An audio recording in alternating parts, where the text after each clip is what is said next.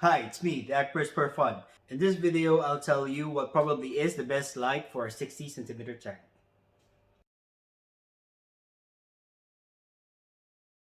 I previously used Nicrew RGB 24/7, which is this one. It's a 55cm light. I'd say it's good enough to grow easy growing plants to medium requiring or medium category plants. But enough of the chit chat. What am I currently using? I'm currently using the Chihiros WRGB 2, which is this one. This one.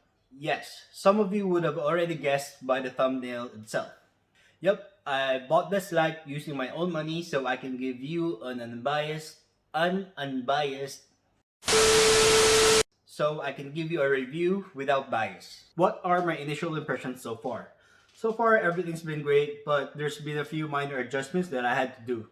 So, let's start with the pros. Colors. They are vibrant and really attractive in real life.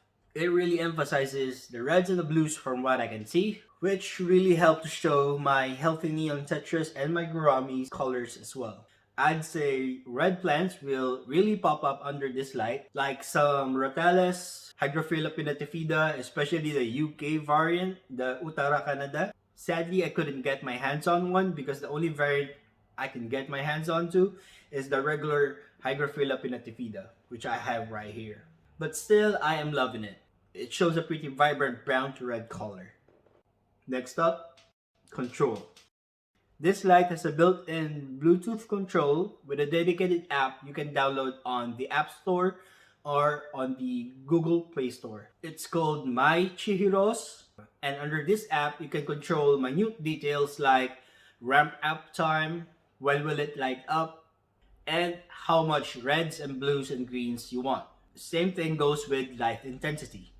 If you want to know more about the app, I'll be uploading a separate video on it in the future. So I'd suggest you subscribe and keep on watching. Another benefit of this light is accessories.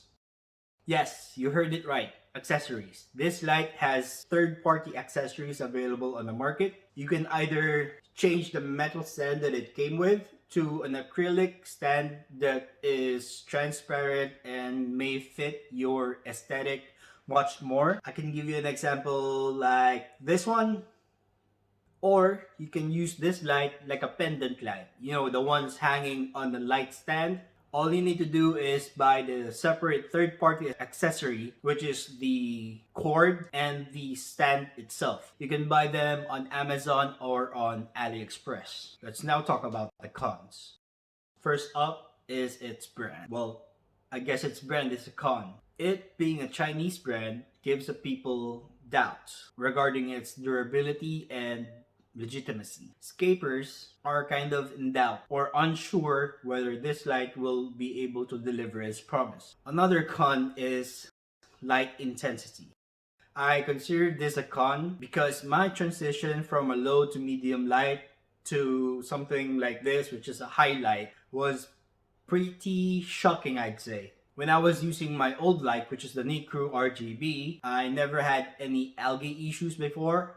But after using this light, even though I'm only using it at 70 to 80% brightness, algae started showing up. Yes, I'm already dosing fertilizers, I'm already providing plants CO2 then.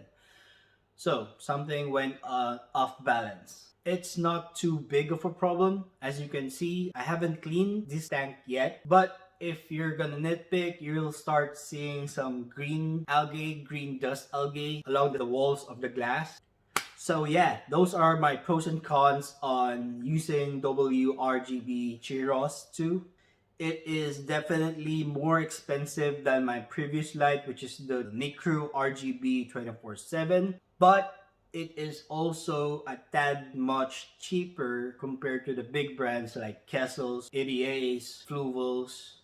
So will I recommend buying this light? Definitely. Because of the price and quality ratio, it's pretty much the perfect balance. So what's the final verdict? Yes, I'd say I definitely recommend you guys buying this light. But for beginners, I'm a little hesitant to recommend this light to you guys simply because without proper knowledge on fertilizers and CO2, you might just end up with a huge algae problems. You might just end up giving up on the hobby because of the algae problems, so I'd really not recommend this light for beginners. For intermediate and advanced scapers, yes, definitely get this light. For those beginners out there, I can definitely help you expand your knowledge a whole lot more because I was a beginner too at some point. So, what I'll suggest you to do is subscribe and leave this video a thumbs up and keep an eye out in the future because I'll be releasing a whole lot more tips and guides on how to make your scape successful. That's the Aquarist For Fun. Bye!